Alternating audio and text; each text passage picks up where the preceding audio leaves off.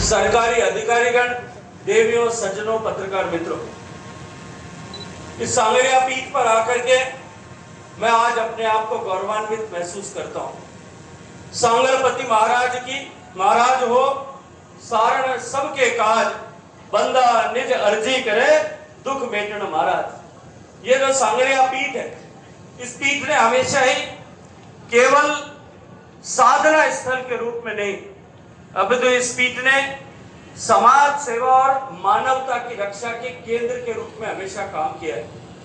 प्रारंभ से लेकर के बाबा लक्कड़दास जी महाराज के कालखंड से लेकर के निरंतर इस पीठ ने लोक कल्याण के लिए, लोक हित के लिए, शिक्षा के प्रसार के लिए, समाज से कुरीतियों को मिटाने के लिए, समाज से व्यसन को मिटाने के लिए और समाज में सामाजिक समरसता का भाव स्थापित करने के लिए काम किया है।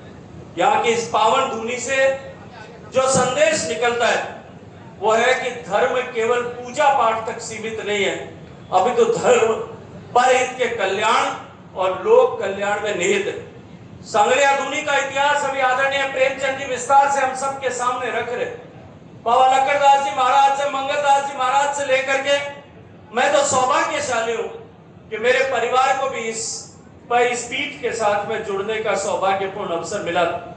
मैंने तो जब ओमदास जी महाराज ने मुझे निमंत्रण दिया था, आदेश दिया था, तब भी मैंने कहा था कि मेरे लिए तो ये मेरे पूर्वजों की धरती पर आकर के उनके तप के साथ में जुड़ने का एक अवसर है। मैं निश्चित आप सबके बीच में उपस्थित रहूंगा।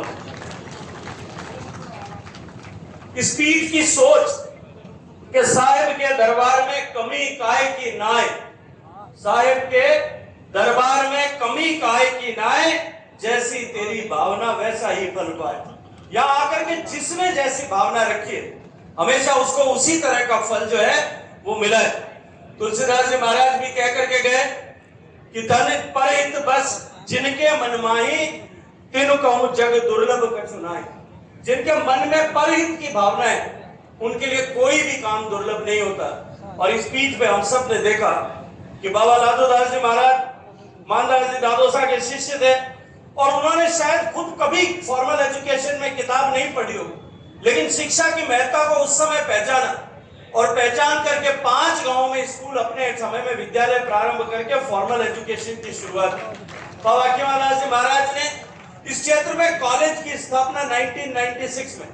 आज बेशक सीकर को हम या शेखावाटी की इस धरती को शिक्षा की धरती के रूप में स्वीकार करते हैं, आज शिक्षा की धरती के रूप में हम सब मानते हैं, लेकिन बाबा खीमादास जी महाराज ने दूरदर्शिता का प्रदर्शन करते हुए उस जमाने में यहाँ पे 1996 में कॉलेज की स्थापना की और निरंतर पीढ़ी दर पीढ़ी उसको आगे विस्तार देने का काम इस पीठ पर गादीपति सभी लोगों ने किया है। मैं बाबा ओमदास जी के श्री चरणों में प्रणाम करते हुए कि आज जो इस क्षेत्र की आवश्यकता है, स्वामी बंशीदास जी महाराज के पावन नाम के साथ में जोड़ करके ये अस्पताल के निर्माण का इन्होंने साहसिक कदम उठाया।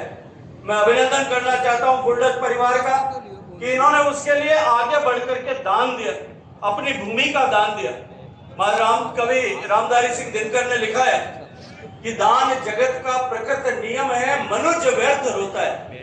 तो जान तो जो है प्रकृति का ने जो है सामान्य नियम है, जो कुछ भी जन्मा है उसको अंततः नीचे जो उसको जाना पड़ेगा, लेकिन जो समय पर दान कर देते हैं, समय की सापेक्ष दान कर देते हैं, उन लोगों का नाम इतिहास के पन्नों में हमेशा हमेशा लिखा जाता है।